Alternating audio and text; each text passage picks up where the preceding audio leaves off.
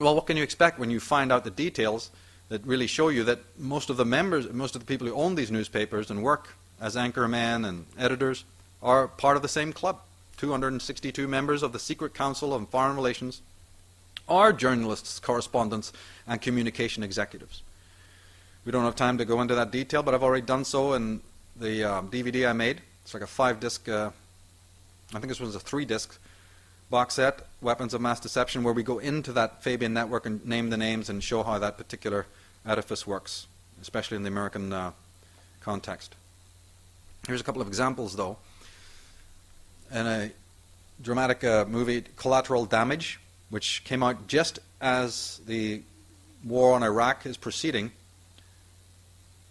in which the protagonist, the hero of the film, for those who haven't seen it, his wife and child are blown up in America while they're having lunch waiting for him, and an enormous terrorist bomb goes off, and those two people and many others are killed as he's coming to pick them up. And then he tries to take the law into his own hands to find out who on earth did this and what's the reason. While you see in a split second, while he's at his computer trying to do, he's in desperate pain, and he's trying to console himself by looking into who would have done this, you see this clip. It's very short, and it says, "Anti-democratic forces, bloodthirsty fascist troops attacking the people." And on the right you see, is this cursor working? No. You see the cup, which is, has the love, and then you see a clip of the family that has been taken from him, right? In the very next scene, he raises a cup to his lips. It's an absolutely split second, and on it, and this is, made in the 90s, I believe, you see the symbols for Europe. You see American flag, and beneath it you see the stars of the globalists. So again, just a small example, but see, taken together, when you take all of these examples together, you find out what's been going on. Or you only have to look at the ad copy. Here on the left of your screen is a Nazi propaganda poster, and on the right is a corporate American, years later, image for the meat industry. Funny choice.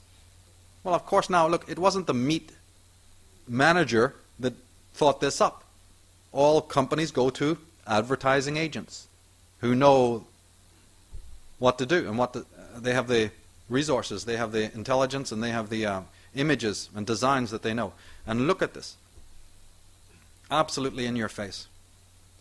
For instance, here's a more up-to-date version. The logo for President Barack Obama, which everybody should be familiar with, shows, obviously it shows the 3 striations, which is a Masonic, but then of course you have the sun.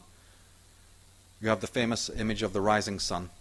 He's changed it slightly, but if you look at that, you just make out the 3 striations, these sort of beams of light or rays, and you see the sun, and that turns out to be actually from the famous god of ancient Egypt, Aton, which was the god of great importance to the pharaoh Akhenaton. And in fact, if people followed my thesis, we talk about Obama's connection to the Atnas, not as other people have been saying that he's biologically connected to these people. It's an ideological connection. All right? That's all you need. In some cases with other people it is biological, but mostly it's an ideological connection to these Atanists that I write about. In fact, the very word Barak has many meanings. It actually means lightning, or in Hebrew it means the lightning flash or the light, like Akhenaton's Aton, the light. But also Bar is Hebrew for sun, and Ak is short for Akhenaton.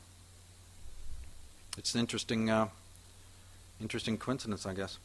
But there's the solar disk, you see, of the famous Akhenaton, and I see that very much in the logo that he's using, and some of the other esoteric imagery that surrounds him. For instance, the pyramid. It's not that he came up with these ideas, but somebody did. The idea of the Egyptian pyramid. And these symbols, of course, are sacred to whom? To Freemasons, and Obama is a Freemason, which is a hierarchy.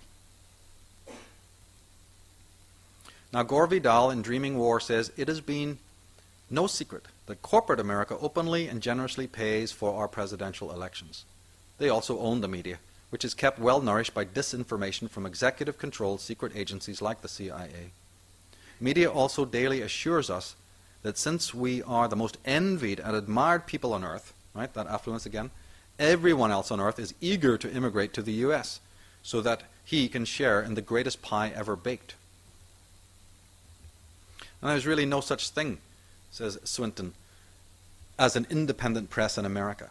Not a man among you dares to utter his honest opinion. Were you to utter it, you know it would never appear in print. I am paid to keep my honest opinion out of the newspaper for which I write.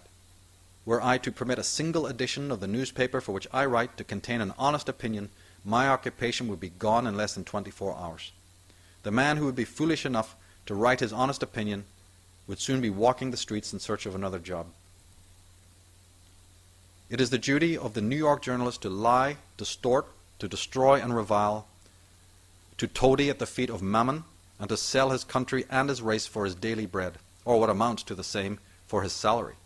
We are tools and vessels, he probably meant vassals, of the rich international bankers and their affiliates, such as the Council on Foreign Relations, behind the scenes. We are marionettes. These men pull the strings and we dance. Our time, our talents, our lives, our capacities are all property of these men. We are intellectual prostitutes. And you only have to ask, well, you can't because he's passed on, but if you ask people like Bill Hicks and the hassle that these people who just try to spread a little laughter with a little intelligence had to suffer at the hands of David Letterman and the media conglomerates to stop them, to silence them, you'll see completely what John Swinton has been saying is the truth.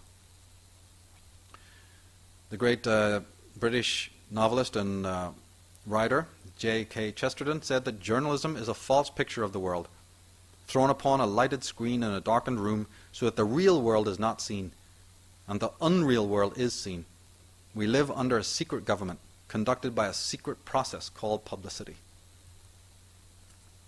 And Congressman John Rorick, he said that the Council on Foreign Relations, dedicated to a one-world government, financed by a number of the largest tax-exempt foundations, and wielding such power and influence over our lives in the areas of finance, business, labor, military, education, and mass communication media, should be familiar to every American concerned with good government and with preserving and defending the U.S. Constitution and our free enterprise system. Yet, the nation's right to know machinery, the news media, usually so aggressive in exposures to inform our people, remain conspicuously silent when it comes to the Council on Foreign Relations, its members, and their activities. Joseph Goebbels, the Nazi Minister of Propaganda, said that this is the secret of propaganda.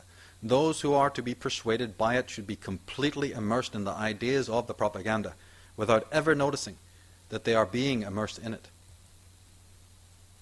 And the American philosopher Vernon Howard said that a man who does not know what it means to be under psychic hypnosis is probably already under it. Now you should pat yourselves on the back, because I am assuming that the people here understand that there's a thing called psychic dictatorship and psychic hypnosis, and that you can be under it, implying that you're not under it. And Huxley goes on to say in his work, it is perfectly possible for a man to be out of prison and yet not free, to be under physical constraint and yet to be a psychological captive, or to be under no physical constraint and yet to be a psychological captive, compelled to think, feel, and act as the representatives of the national state or of some private interest within the nation wants him to think, feel, and act. The nature of psychological compulsion is such that those who act under constraint remain under the impression they're acting on their own initiative. The victim of mind manipulation does not know that he is a victim. To him the walls of his prison are invisible, and he believes himself to be free. That he is not free is apparent only to other people. His servitude is strictly objective. It goes back to, again, this idea of the social persona. And it goes back to this concept that we were talking a little bit about earlier, that you can't understand what's happening today. You can't understand why the present and then the future is going to take on the form that it will until you understand the process. And so for the schools and the media, one of its most pernicious elements is this simulation, this whole obscuration of history, which is why people like myself, our work is so much into history, is because you have to put in the foundations. You've got to look. It's like when you come to the peak of a mountain,